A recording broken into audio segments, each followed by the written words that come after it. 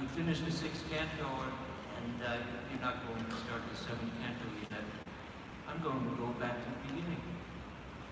start all over again with a few important verses from the first canto.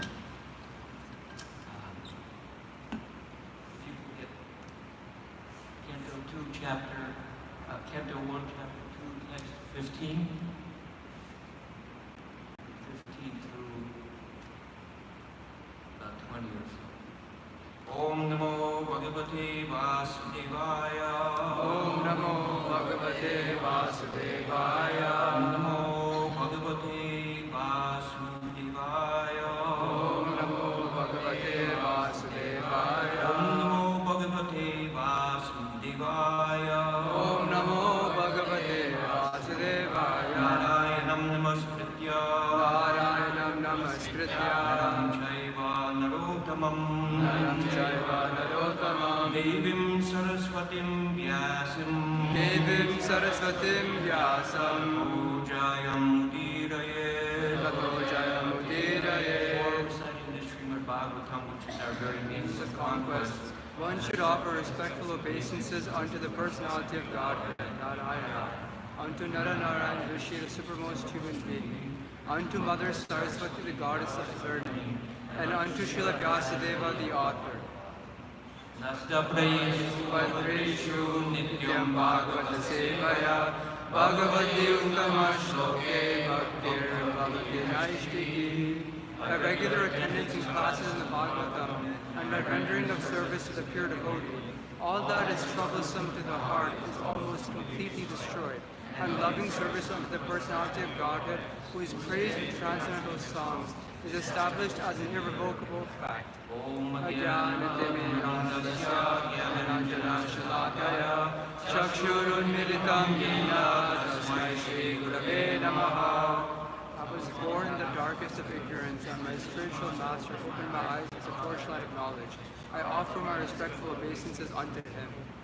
Sri Krishna Chaitanya Prabhu Nityananda Sri Advaita Gadadhar Srivasadi Goma Bhaktivinoda Hare Krishna Krishna Krishna Hare Hare Hare Rama Rama Rama Hare Hare. So that verse Nasta Praishu is one of the verses that I'll read today. So this is text 50. I'm just going to read, we're not going to read that. Or we could do this one, and then the rest we'll just read. Yad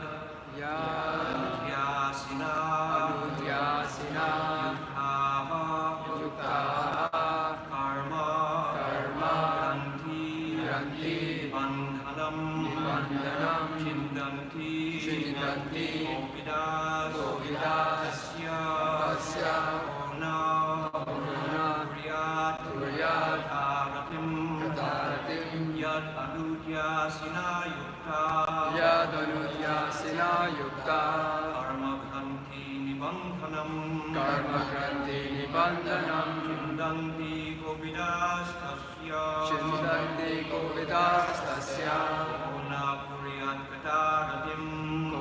Kuryat Kataratim Yad Anutyasina Yukta Karma Granti Nibandhanam Chindanti Govidastasya Kona Kuryat Kataratim Yad Anutyasina Yukta Karma Granti Nibandhanam Chindanti Govidastasya Kona Kuryat Kataratim Yad Anutyasina Yukta Karma Granti Nibandhanam Chindanti Govidastasya Kona Kuryat Kataratim Yad Anutyasina Yukta Karma Granti Nibandhanam Chindanti Govidastasya Kona Kuryat Kataratim Yad Anutyasina Yukta Karma Granti Nibandhanam Chindanti Govidastasya Kona kuryat kataratim. Bonam Puryatatatim.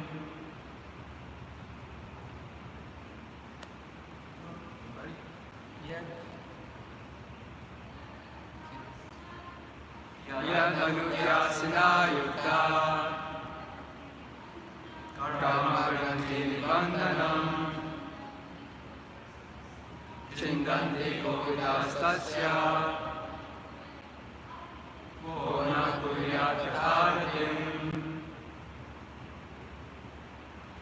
Yat, which, Anudya, remembrance, Asina, sword, Yukta, being equipped with, Karma, reactionary work, Granti, not, Nibandhanam, interknit,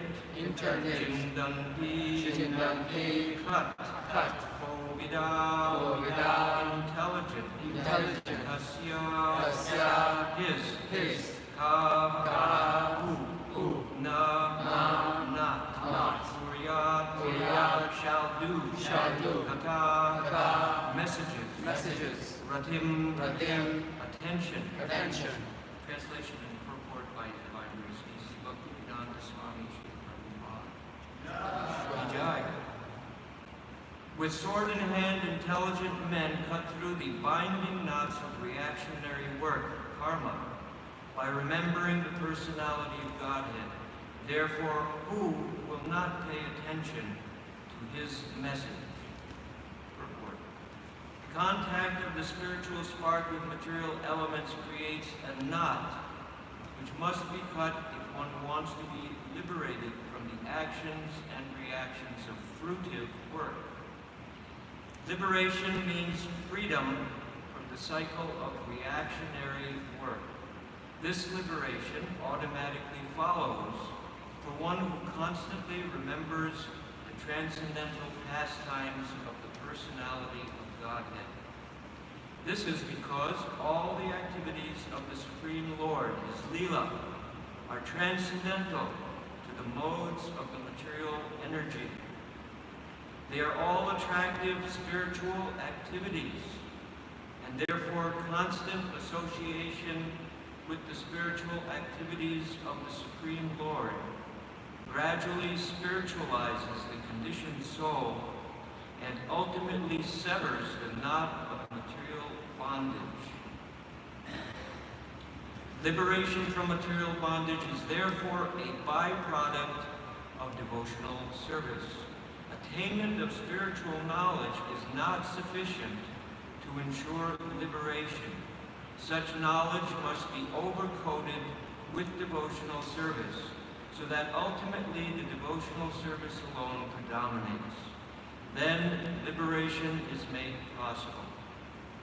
Even the reactionary work of the fruitive workers can lead one to liberation when it is overcoated with devotional service. Karma overcoated with devotional service is called karma yoga. Similarly, empirical knowledge overcoated with devotional service is called jnana yoga. But pure bhakti yoga is independent of such karma and jnana because it alone can not only endow one with liberation from conditional life, but also award one the transcendental loving service of the Lord.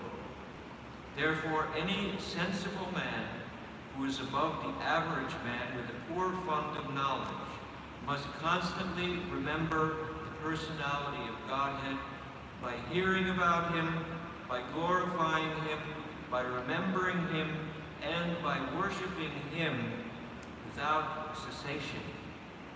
That is the perfect way of devotional service. The Goswamis of Vrindavan, who were authorized by Sri Chaitanya Mahaprabhu to preach the bhakti cult, rigidly followed this rule and made immense literatures of transcendental science for our benefit. They have chalked out ways for all classes of men in in terms of the different castes and orders of life in pursuance of the teachings of Srimad Bhagavatam and similar other authoritative scriptures.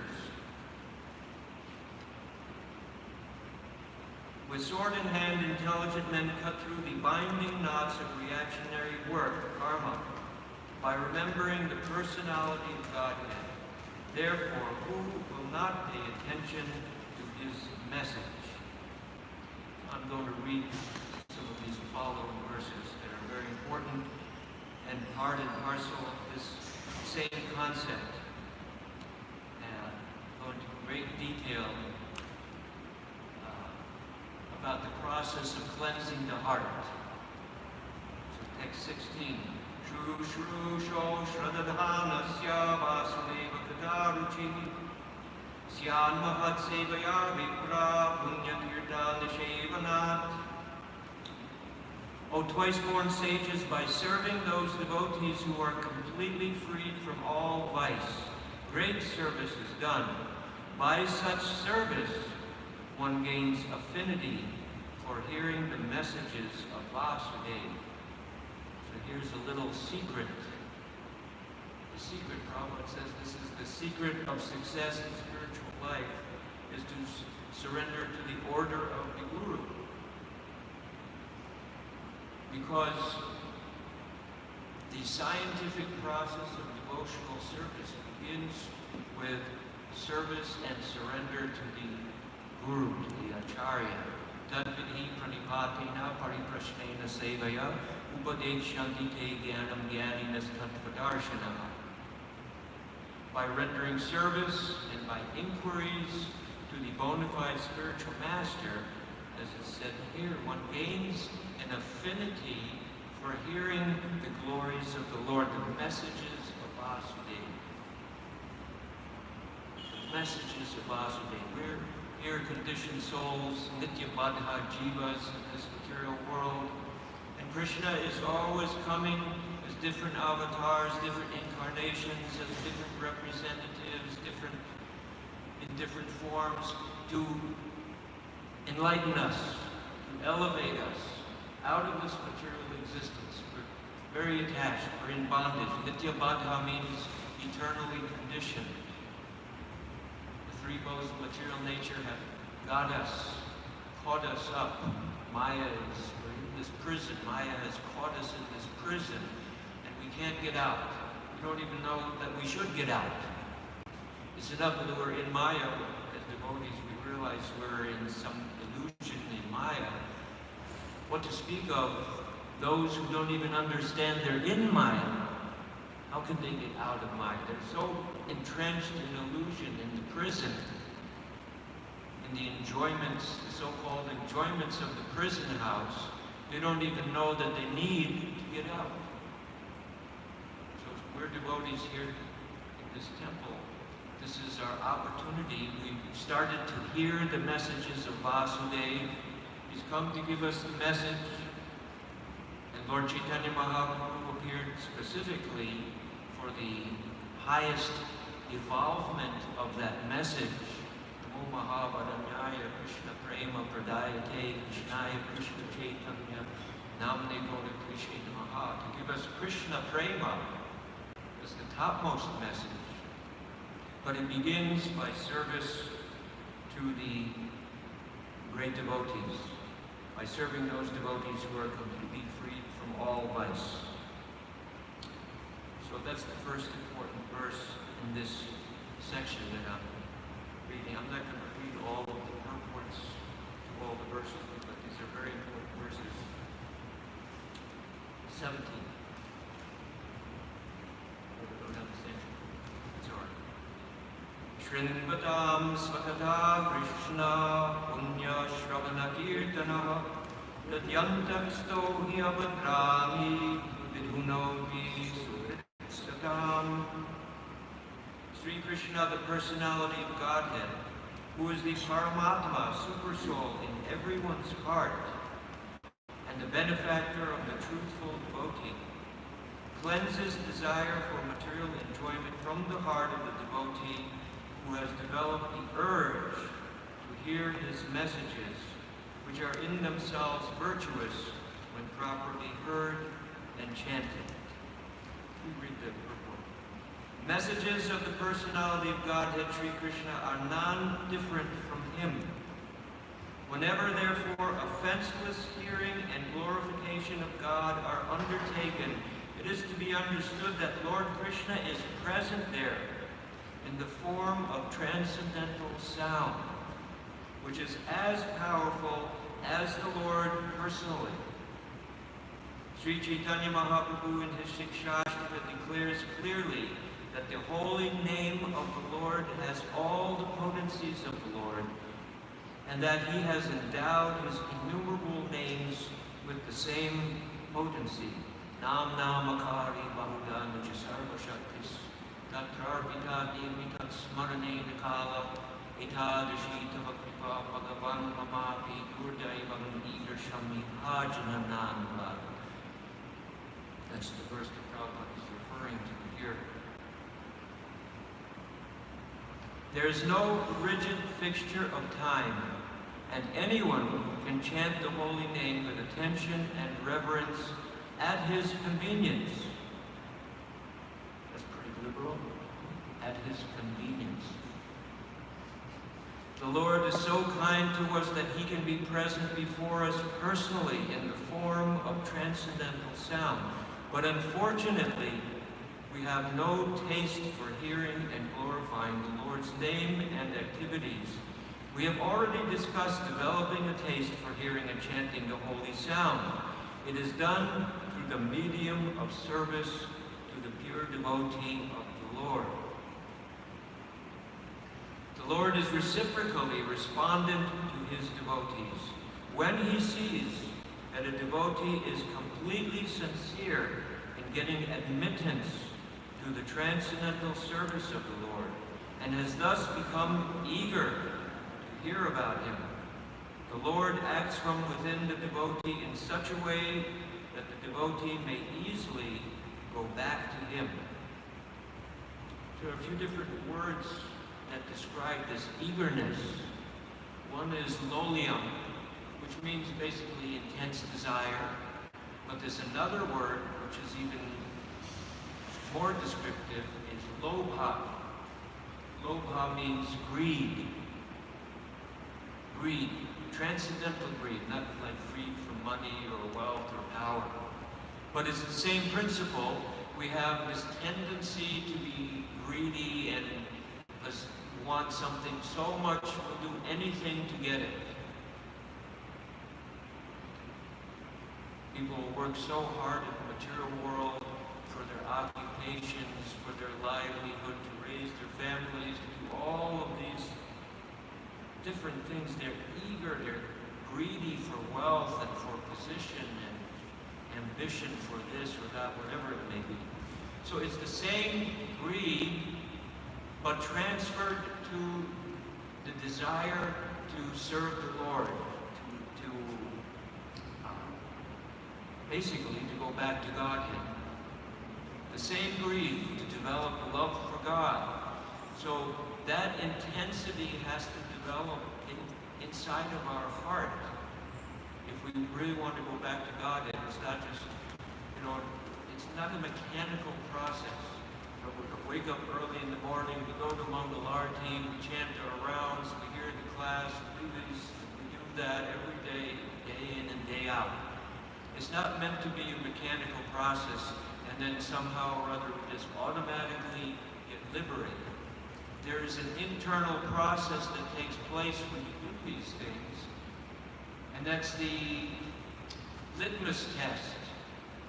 If we're doing those things every day, the litmus test is, are we developing our love for God?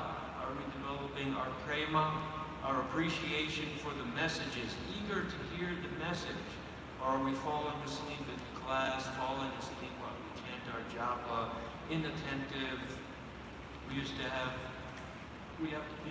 terms for all different kinds of japa. Jibber japa. Jibber jabber japa, something like that. Jibber jabber japa.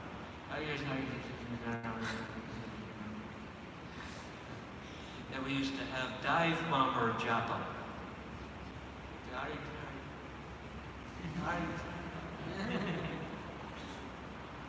So that's not good japa, and that's not good chanting. Same in class. The Prabhupada would be very, if somebody was falling asleep in his class, he would be very, he would shoot darts at them. He said, wake them up. So attentiveness to these things is important, because if we're actually developing the love, the appreciation, step by step, then we won't fall asleep. We'll be so eager to hear this over and over again. Not just once, over and over and over again. How many times have you read Bhagavad Gita? I come from, I live in Santa Cruz near Vaisheshika's temple, and they have a program called CHAD, Chapter a Day. Right, so the chapter a day is a Bhagavad Gita, chapter a day. Every day you're supposed to read an entire chapter of Bhagavad Gita. You can read the Sanskrit, but mainly the verses, not the purports, but the verses. You read all the verses, one chapter a day. So that you read 18 days, you're finished with the whole book. Then you start it again. Do it over, then you finish another 20 days. Do it over and over and over again, and it becomes more enlightening, more nectar every day that you're reading it. It doesn't become a drudgery. Spiritual life is not a drudgery. Oh, I have to get up. Oh, I have to go to Mangalar. Oh, I have to do this serve. Oh, I have to wash the pots. Oh, I have to sweep the floor. Those are all the devotional service is the same. In Krishna's eyes, it's all transcendental. It's all on the spiritual platform. So cleaning the temple, you're cleaning your heart. Cleaning the temple is cleaning the heart. Washing the pots. That was the first service we did when we joined the temple. Wash the pots. Not just the inside, the outside too. The black on the bottom of the pot, get the black off the bottom of the pot. Then it's clean. Not the black bottom of the pot, clean on the inside. So there's attentiveness. Attentive to serve the Guru. Your Sri Vigrahara Dhananikinana Sringara Tad Mandir Marjanado Tasyamaktam We're assisting the spiritual master in the services to the deities in the temple. So we are assisting it. So in that assistance, whether we're serving his personal body or serving in some capacity in the temple, the attentiveness to that service is very important. So Sri Tirthi was talking about attentiveness to personally serving Prabhupada yesterday, how important that was. It's the same with everything. Because ISKCON is Prabhupada's body. So you're also, by serving ISKCON, you're also serving Prabhupada's body. Many different topics. The Lord is more anxious to take us back into his kingdom than we can desire. Most of us do not desire at all to go back to Godhead. Only a very few men want to go back to Godhead. But anyone who desires to go back to Godhead, Sri Krishna helps in all respects. You know that verse in the Bhagavad Gita? Tesham Tata yuktana Rajtam Priti Purvakam Dadami Bhutti Yogam Yena and the next one. Tesham Evanukam Partam Aham Ajnana Jankamaha Nashayami Atma Vahaso Jnana Dipena Vasa. To those devotees who are constantly devoted and worshiping me within their heart, I give the intelligence by which they come to me. Out of compassion, I, dwelling in their hearts, give through the shining lamp of knowledge, destroy the darkness of ignorance. So Krishna helps the devotee. We make the endeavor, but Krishna is also helping. It's not just our endeavor. It's endeavor and mercy. It's endeavor and grace. Both have to be there working simultaneously. One cannot enter into the kingdom of God unless one is perfectly cleared of all sins. The material sins are products of our desires to lord it over material nature. It is very difficult to get rid of such desires. Women and wealth are very difficult problems for the devotee making progress on the path back to God. To speak of devotees, anyone. The Prabhupada says are very difficult problems for the devotee. Many stalwarts in the devotional line fell victim to these allurements and thus retreated from the path of liberation. But when one is helped by the Lord himself, the whole process becomes as easy as anything by the divine grace of the Lord. To correct me, Sri Giti, Prabhupada once said that Krishna consciousness means enjoying life with a thrill. Is that correct? Is that correct? Enjoying life with a thrill. Exciting at every moment. Becomes as easy as anything. For us, it's not quite that easy. Getting up at 3, 4 in the morning. It's nice singing. We can sing and play musical instruments in the kirtan and arti. But then we have to sit and chant 16 rounds. Concentratedly chant 16 rounds with attention. Controlling our mind. No distraction. That's the best way to chant. You know, for chanting, looking around, thinking what I'm going to do today, and making my plans. That's not attentive chant. That's not attentive japa. Japa, it has to be the most attentive thing we do, actually. Attentive that's considered, actually, Harinam Chintamani, Bhaktivinoda Thakur teaches through Haridas Thakur, speaks to Lord Chaitanya, but it's written by Bhaktivinoda Thakur. The lack of attention, inattentiveness, is the cause of all the other offenses. 10 offenses to the holy name. Inattentiveness is the cause of the other offenses.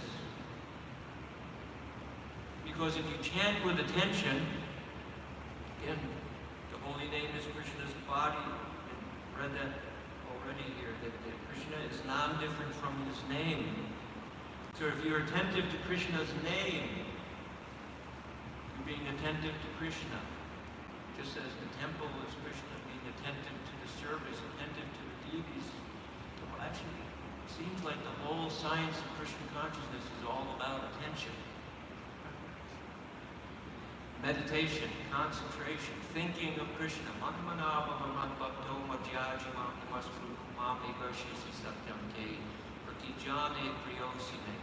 It all starts in the mind. So, in the chanting, the attentiveness is the most important thing. So, there's another topic.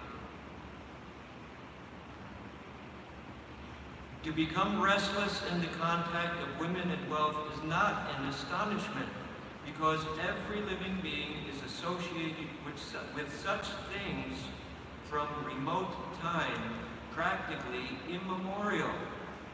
And it takes time to recover from this foreign nature. It's like somebody gets sick, it's a serious disease. It can take some time to recover from a disease, and then you have to follow the process given by the authority, the doctor, the doctor and the prescription. The prescription is there for drugs or antibiotics, whatever it might be, and the diet. So in Krishna consciousness, we have our prescription also, we have our diet, prasadam. It's also there, but it takes time for the disease to be cured. But the more we follow the prescription, we'll be able to see I'm getting cured. Something's happening. I'm starting to feel something here. Some awakening, some knowledge, some better understanding of the verses of Bhagavad Gita and Srimad Bhagavatam, some taste for the nectar of the holy name. It'll start to happen. That's when we're getting cured. That's a symptom that we're getting cured. But if one is engaged in hearing the glories of the Lord, gradually he realizes his real position.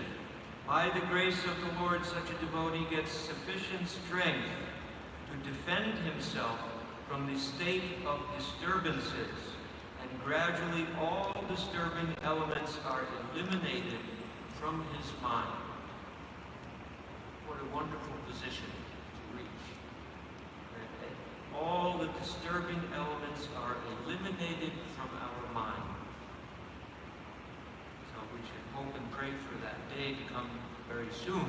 But in the meantime, our determination to follow the prescription has to be unswerving. To serve our Guru, unswerving. What's that verse? Getting the Bhagavatam verse.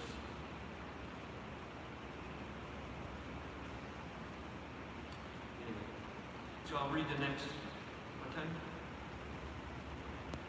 Next verse, text 18. Nashta praye shabadreshu nityam bhagavata sevaya bhagavati uttama-shloke bhaktir bhavati naishiki. So, continuation of the instructions here for hearing Bhagavatam. By regular attendance in classes on the Bhagavatam and by rendering of service to the pure devotee, all that is troublesome to the heart is almost completely destroyed, and loving service unto the personality of Godhead, who is praised with transcendental songs, is established as an irrevocable fact. Purport. Here is the remedy for eliminating all inauspicious things within the heart, which are considered to be obstacles in the path of self-realization.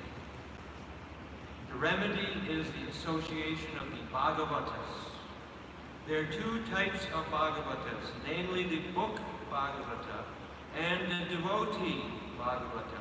Both the Bhagavatas are competent remedies, and both of them, or either of them, can be good enough to eliminate the obstacles.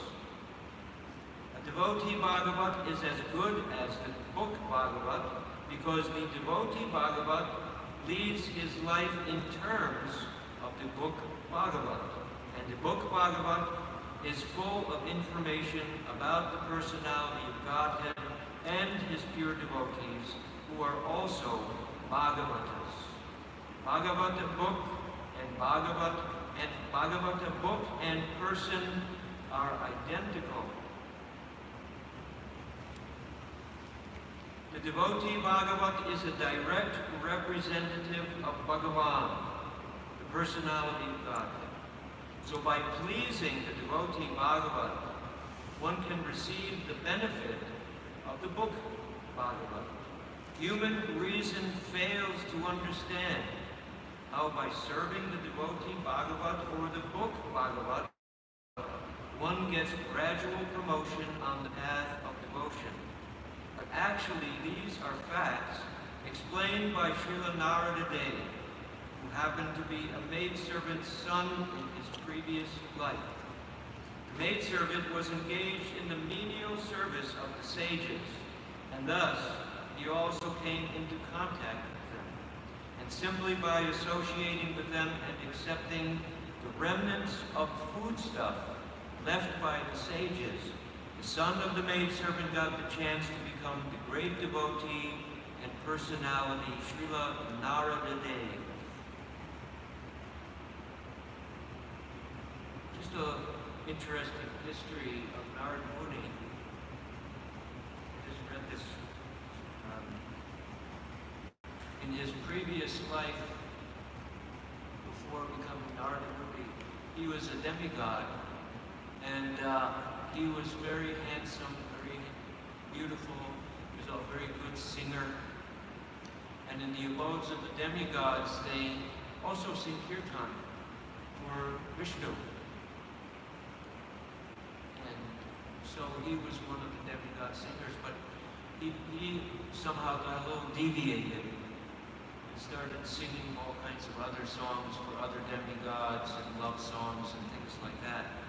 And finally, at one point, some sages cursed him to take birth in a low family, unattractive, no qualifications, just low-born shooter birth. And that birth was, we don't know what his name is, but was Narada in his child form here that is being discussed by Narada Muni himself, telling his own history. And so although he was cursed, that curse, this is a regular,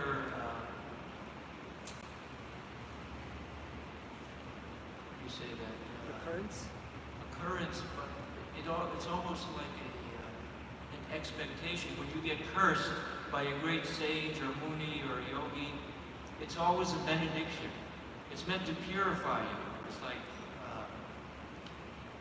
the twin Arjun trees. Who were they? Nalakubera and Manigriva. Nalakubera and Manigriva. The sons of Kubera were cursed by Narada Muni to become trees.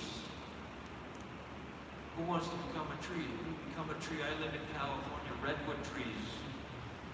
They live for thousands of years. Who wants to become a tree? But those trees were the twin Arjuna trees that Krishna personally knocked over so that Krishna could give blessings and they could get the mercy of Krishna. So that was a blessing in disguise. There are other stories like that in the Puranas and Krishna book. So it was a blessing in disguise.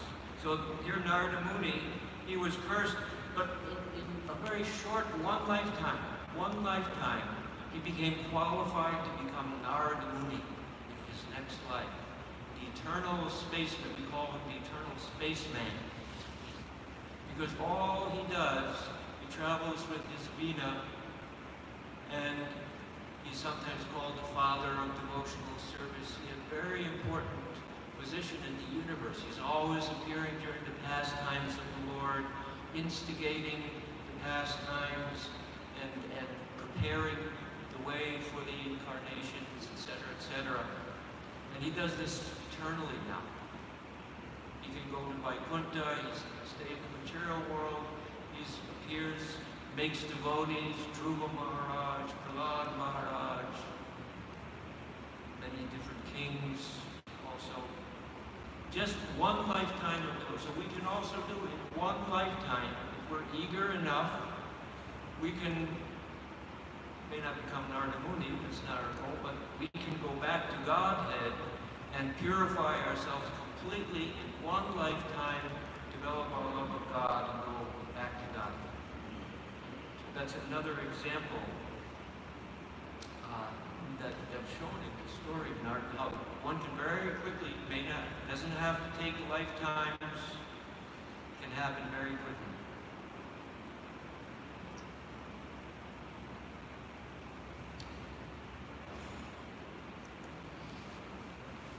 These are the miraculous effects of the association of Bhagavatas, and to understand these effects practically, it should be noted that by such sincere association of the Bhagavatas, one is sure to receive transcendental knowledge very easily. Robert uses this word a lot, very easily.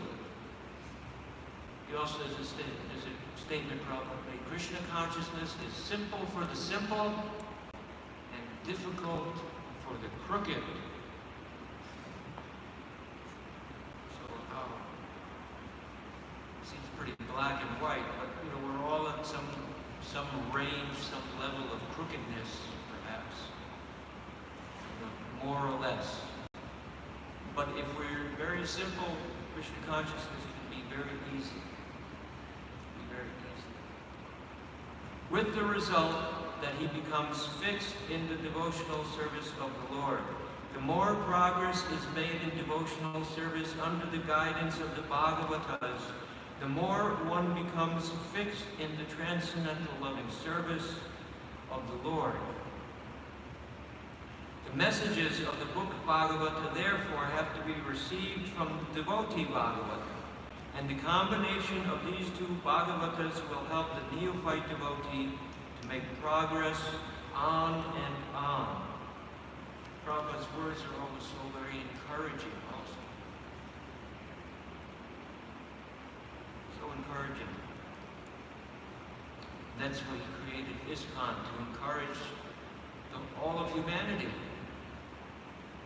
All the temples that he personally opened or inspired his disciples to open, and centers and farms and restaurants, and now continuing. There are 400 centers and temples all over the world. The chanting is going on, the book distribution, all these activities that Prabhupada gave to engage us, to make Krishna consciousness easy for everyone to engage and to go back to God. So the next text 19. These are the dirty things in this previous verse. By regular attendance in classes on the Bhagavatam and by rendering of service to the pure devotee, all that is troublesome to the heart is almost completely destroyed. So what is it that's troublesome? The heart. So that's described here. Tada rajastamo bhava kama lobha dayaschaye cheta etaranavidham stitam sattve prasidati. As soon as irrevocable loving service is established in the heart, the effects of nature's modes of passion and ignorance, such as lust, desire, and hankering, disappear from the heart. Then the devotee is established in goodness, and he becomes completely happy. He's not perfect yet. It says here, almost completely destroyed. He's not perfect, he's established in the mode of goodness. Purport. A living being in his normal constitutional position is fully satisfied in spiritual bliss. This state of existence is called Brahmabhuta or Atmanandi, or the state of self-satisfaction. This self-satisfaction is not like the satisfaction of the inactive fool. The inactive fool is in the state of foolish ignorance, whereas the self-satisfied Atmanandi is transcendental to the material state of existence. This stage of perfection is attained as soon as one is fixed in irrevocable devotional service. Devotional service is not inactivity, but the unalloyed activity of the soul. I'm trying to remember this statement.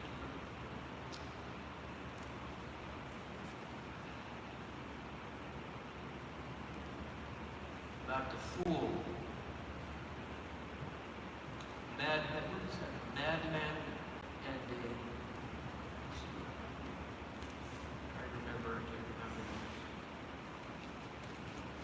this. Anyway, let's go on. The soul's activity becomes adulterated in contact with matter, and as such, the diseased activities are expressed in the form of lust, desire, hankering, inactivity, foolishness, and sleep. The effect of devotional service becomes manifest by complete elimination of these effects of passion and ignorance. So once again, we're taking the prescribed medicine. We can test the result by the gradual elimination of these things that are described here. Lust, desire, and hankering. Lust, desire, and hankering. These are the diseases, the covering of the heart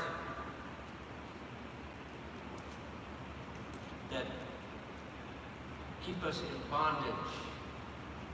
Sometimes ignorance, sometimes passion, sometimes goodness. All the symptoms of those modes, they're all described in the Bhagavad Gita. Krishna gives all the symptoms of the different modes, and they're always in competition. They're always in competition. Sometimes ignorance, sometimes passion. Now, if we can stay in goodness, that's good, but sometimes passion and ignorance overcome goodness. They're competing for supremacy. It's like a battle going on within. But Prabhupada says here, if we develop irrevocable devotional, so what does irrevocable mean? What's a good definition? Irrevocable. Unstoppable, unswerving,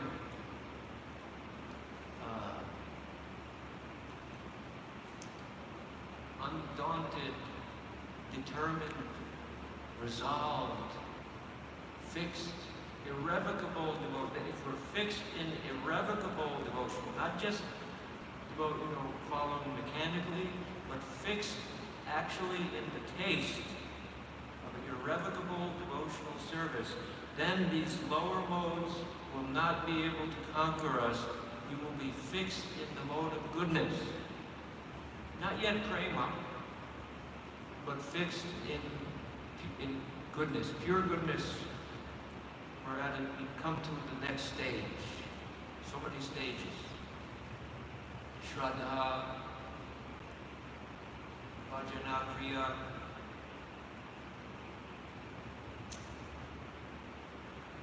Anartha Nivriti. What's the next? Ruchi. Then Ruchi, Asakti, Bhava, Prema. These are the stages of devotional service. So let's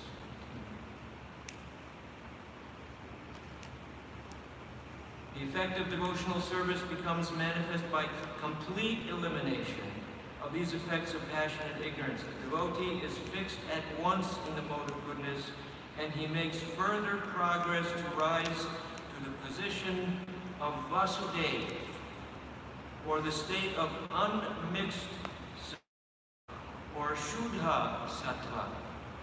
Shuddha bhagata charana renu bhajana anula. Shuddha bhagata charana renu bhajana anula. When will I come to the stage of Shuddha bhagata, pure, unalloyed bhakti, devotional service? He's hankering for Shuddha bhagata. Only in this Shuddha sattva state can one always see Krishna eye to eye by dint of pure affection for the Lord. Premanjana churita bhakti vilochanena santak sadaiva hridayeshu vilokayanti yang shyama sundaram achintya guna swarupam govindam adi purusham tamaham bhajami. The eye of the devotee becomes tinged with the salve of love. Pure devotional eye becomes tinged with the salve of love.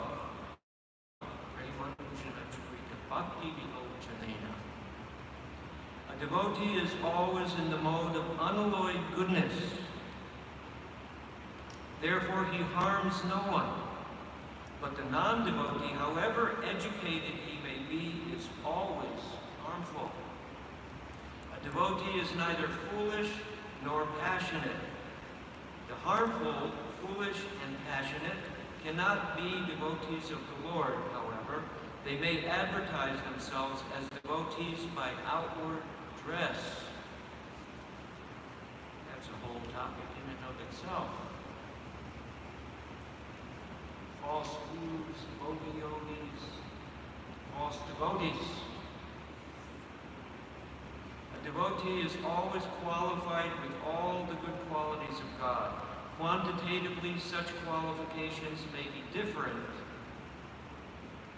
but qualitatively, both the Lord and his devotee are one and the same. Text 20.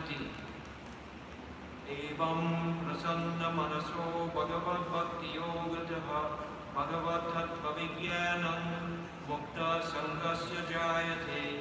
Thus established in the mode of unalloyed goodness, the man whose mind has been enlivened by contact with devotional service to the Lord gains positive scientific knowledge of the personality of Godhead in the stage of liberation from all material association.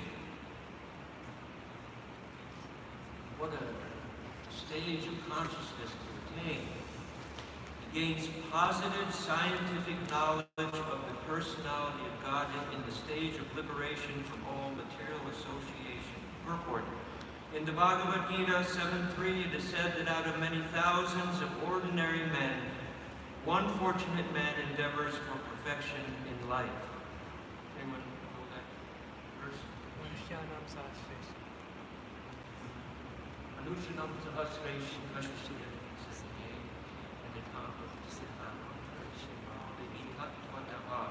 out of many thousands among men, one may endeavor for perfection, but those who achieve perfection hardly one knows me in truth. Mostly men are conducted by the modes of passion and ignorance, and thus they are engaged always in lust, desire, hankerings, ignorance, and sleep. Out of many such man-like animals, there is actually a man who knows the responsibility of human life and thus tries to make life perfect by following the prescribed duties. And out of many thousands of such persons who have thus attained success in human life, one may know scientifically about the personality of Godhead Sri Krishna. In the same Bhagavad Gita 1855, it is also said that scientific knowledge of Sri Krishna is understood only by the process of devotional service. Pull that one up. Bhaktyamam vijanati yavanyanati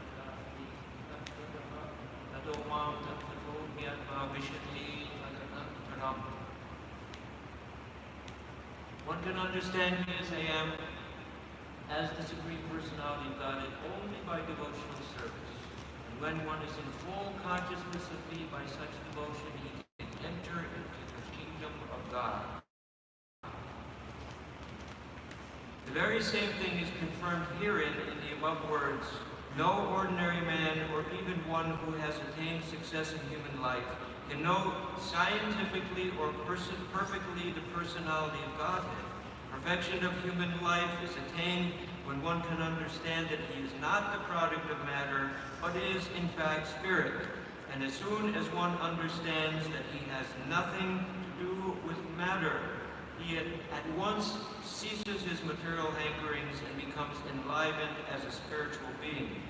Prabhupada is elaborating from the verse, he gains positive scientific knowledge of the personality of God. And this includes understanding I'm not this body, I'm eternal soul.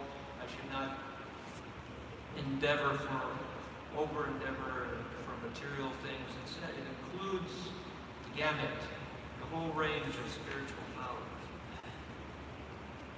This attainment of success is possible when one is above the modes of passion and ignorance, or in other words, when one is actually a Brahmana by qualification. A Brahmana is the symbol of Sattva Guna, or the mode of goodness, and others who are not in the mode of goodness are either Kshatriyas, Vaishyas, Shudras, or less than the Shudras. The Brahminical stage is the highest stage of human life because of its good qualities. So one cannot be a devotee unless one at least qualifies as a Brahmana.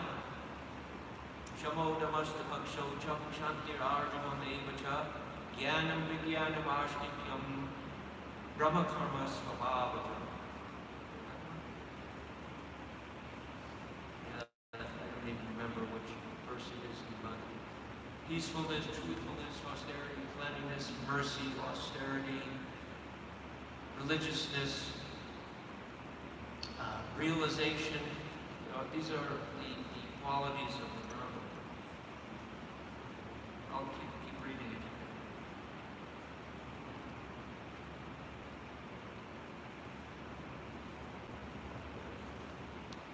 Translation, exact translation.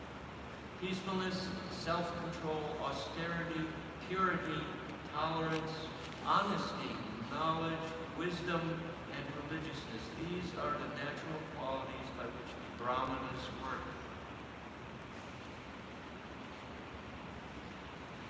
The devotee is already a Brahmana by action.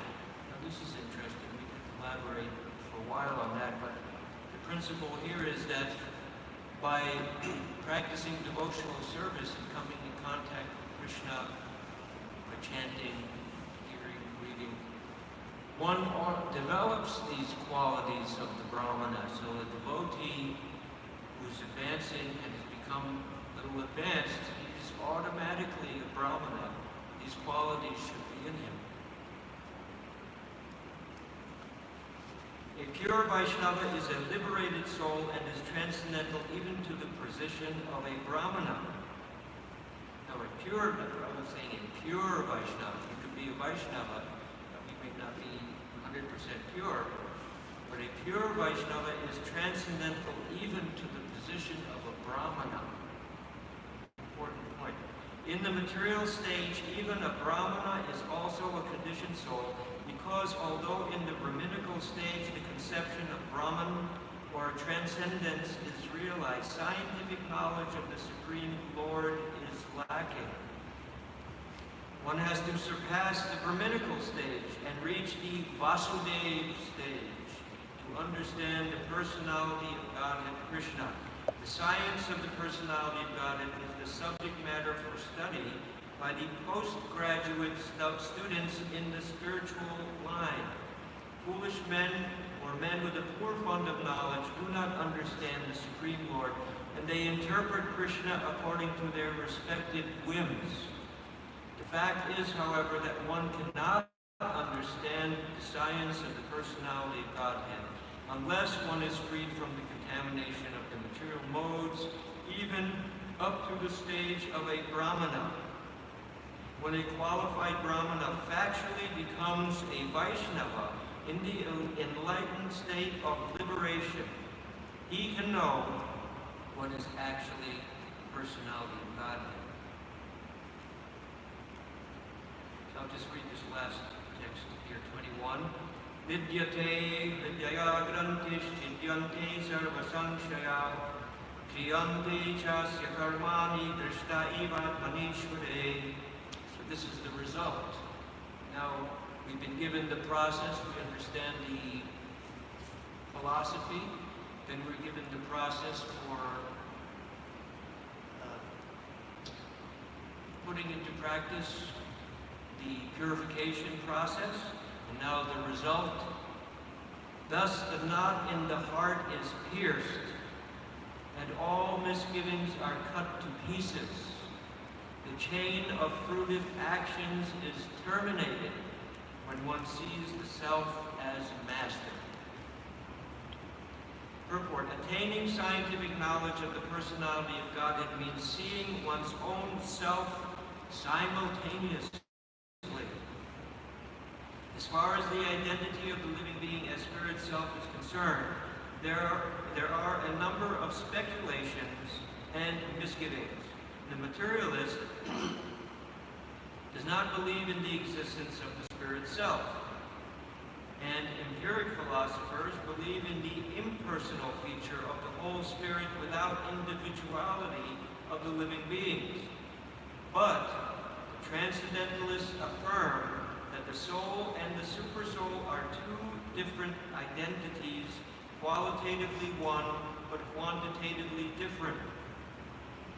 There are many other theories But all these different speculations are at once cleared off as soon as Sri Krishna is realized in truth by the process of Bhakti Yoga. So we've been given the process, the philosophy, the process, and what the result will be. To put it into our own life practically, these principles, so that we can experience that. This is Prabhupada's mercy. This is the process of liberation from the material world. He's given us this all the techniques, everything is there, the full science, nectar of devotion. So it's all there to bring us to understand Sri Krishna in truth. And when we understand Krishna in truth, we simultaneously understand ourselves. Sri Krishna is like the sun, and the materialistic speculations about the absolute truth are like the darkest midnight. As soon as the Krishna sun is arisen within one's heart, the darkness of materialistic speculations about the absolute truth and the living beings is at once cleared off. In the presence of the sun, the darkness cannot stand, and the relative truths that were hidden within the dense darkness of ignorance become clearly manifested by the mercy of Krishna, who is residing in everyone's heart as the Supersoul. In the Bhagavad Gita 10:11, the Lord says that in order to show special favor to his pure devotees, he personally eradicates the dense darkness of all misgivings by switching on the light of pure knowledge within the heart of a devotee. We already said that verse.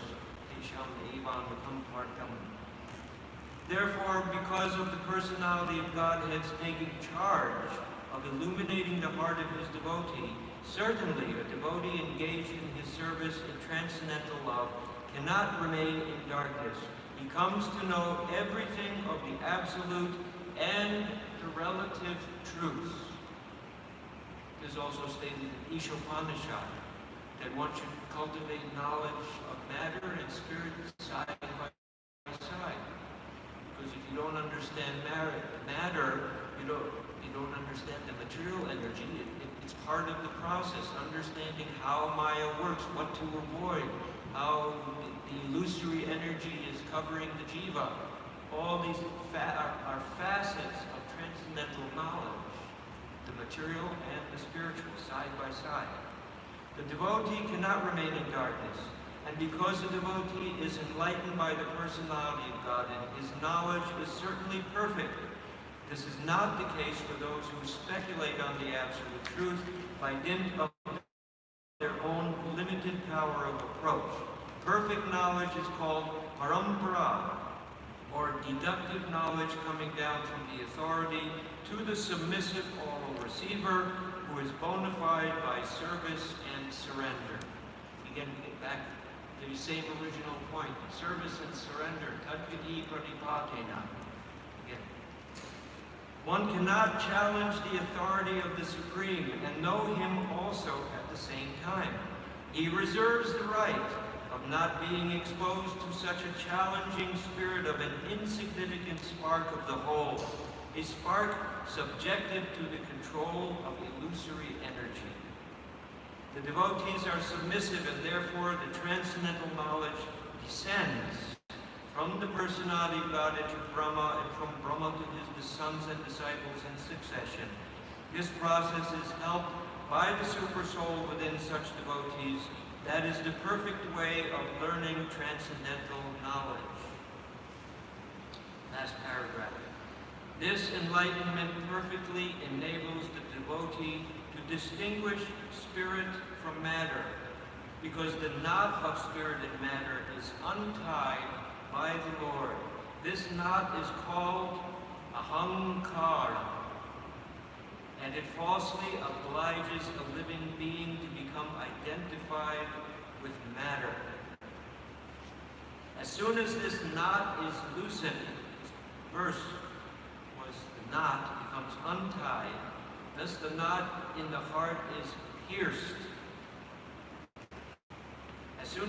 knot is loosened, therefore all the clouds of doubt are at once cleared off. One sees his master and fully engages himself in the transcendental loving service of the Lord, making a full termination of the chain of fruitive action. In material existence, a living being creates his own chain of fruitive work and enjoys the good and the bad effects of those actions life after life. But as soon as he engages himself in the loving service of the Lord, he at once becomes free from the chain of karma. His actions no longer create any reaction. So here, the whole process of liberation through devotional service is explained in these verses of the Bhagavatam. I'll stop here. A little bit. Any questions? Comments?